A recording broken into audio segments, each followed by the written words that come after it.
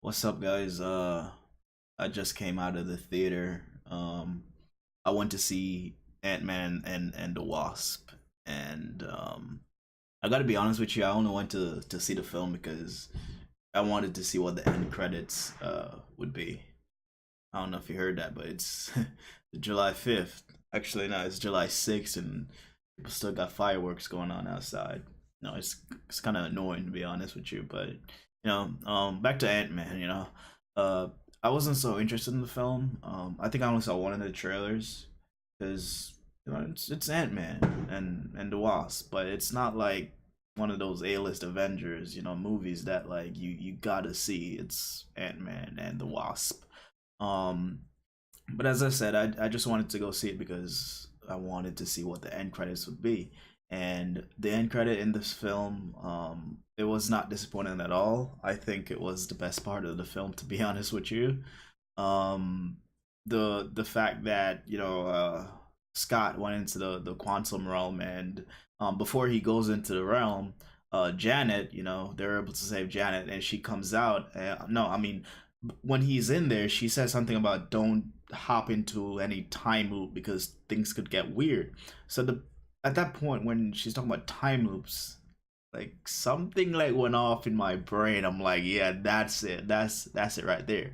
So he gets this energy that he needs to heal Ghost in the film, and he's calling for them to get him out. But the finger snap happened.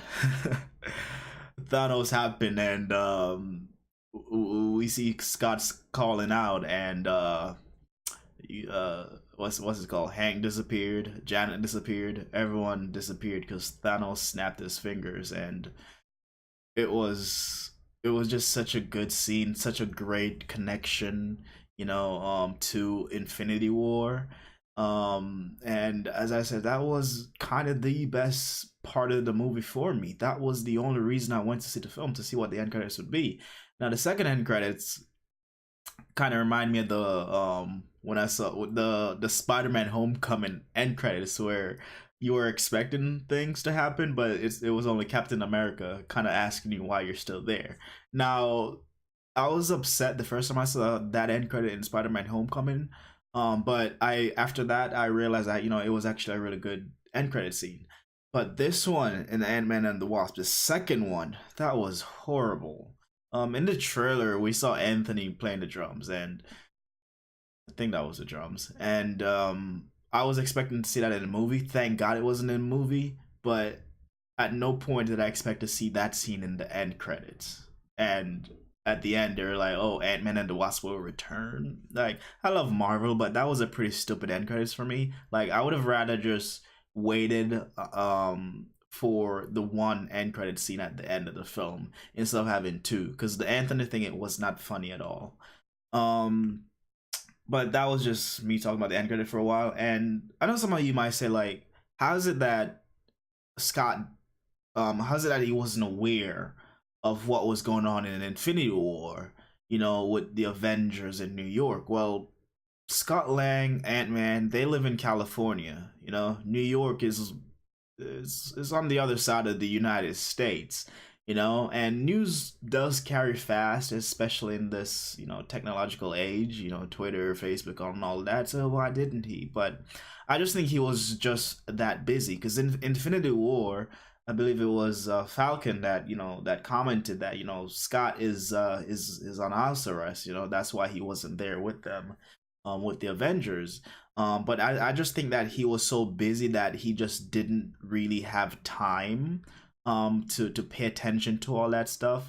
Because the guy was focused on getting that anchor bracelet off, sustain that relationship with his daughter, kind of make things right with the Pims. But so I don't think he was aware. And I believe that if Kevin Feige comes out, Peyton Reed, the director, come out, and they're gonna, I'm sure that's gonna be a question, like, how is it that he had no idea? I just think he wasn't aware of it because he was just focused on so many things. But again, I love the end credit scenes.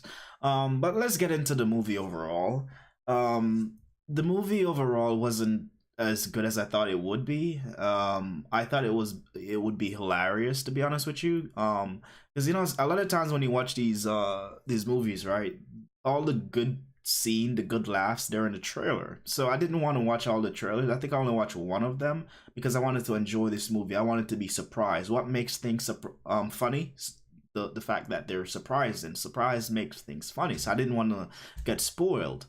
So saw one of the trailer, and you know what? I'm like, yo, okay, I'm going in kind of empty minded. You know, just I want to be surprised. But it was not funny. It was, some of the jokes were kind of stupid to me.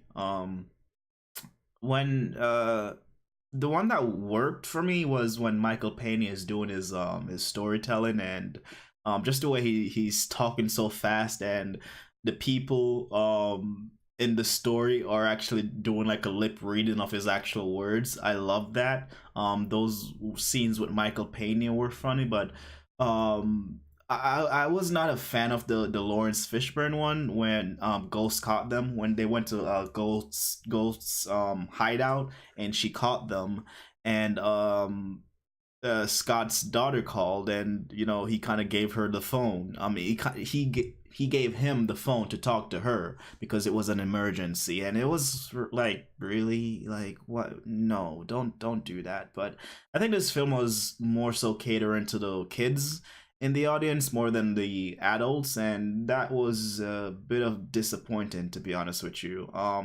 As I said, it wasn't as funny as I thought it would be. I thought it would probably be on the levels of Thor Ragnarok, because personally, I think Thor Ragnarok is the funniest Marvel film. If you haven't seen Thor Ragnarok, see it. I think it's the funniest Marvel film, and I can't believe I only saw that film once in theater. I think I was just so busy I saw it once, but the film is hilarious, and usually when a film is like funny, you know, when it's just average funny, you'd see it once or so, but Thor Ragnarok was freaking funny, and it wasn't average funny, it was hilarious, and I wanted to see it two or three more times, but I didn't get the chance to. And a film like Ant-Man, it wasn't like hilariously funny, it was just funny, you know, funny. And the reason why movies like this doesn't make that much money is because it doesn't really have the repeatability factor. Like, there wasn't exactly any scene in the movie where I would want to go see the film again to see. In Infinity War, there is a lot. When Thanos throws Gamora off the cliff, and that was so unexpected.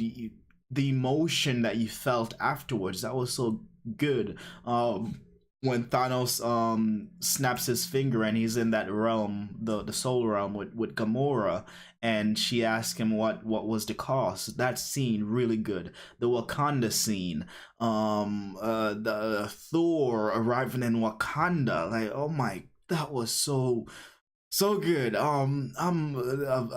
Thanos versus Doctor Strange, and Doctor Strange is creating those clones. Iron Man with the nanotech suit. Like, there was so much in Avengers Infinity War, and that's particularly why it made $2 billion, because it had that repeatability factor. Ant-Man and the Wasp doesn't really have that repeatability factor. I mean, which particular scene in the movie would you go back to see? I mean, you're not going back for the jokes because they were average at best, and some were just way too cheesy to even laugh at.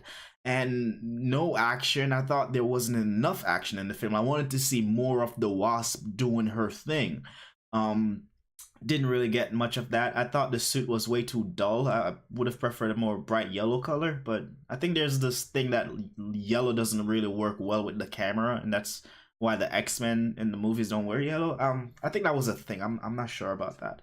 But I wanted more Wasp. Humor just didn't really do it for me.